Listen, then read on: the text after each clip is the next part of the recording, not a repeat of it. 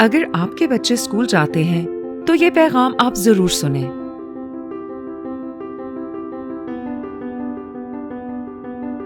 آپ یقیناً یہ چاہتے ہیں کہ آپ کے بچے پڑھیں، لکھیں اور ان کا مستقبل روشن ہو۔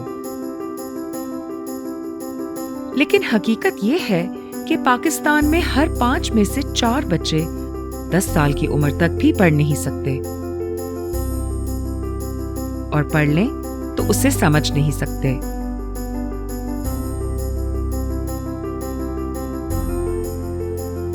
کیا اس معیار کی تعلیم سے آپ کے اور ان کے خوابوں کی تعبیر ہو سکتی ہے؟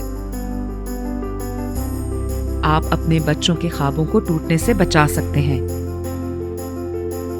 ان کے سیکھنے کے عمل میں ان کا ساتھ دیں۔ مسکرائیں اور اپنے بچوں سے پوچھیں، آج کیا سیکھا؟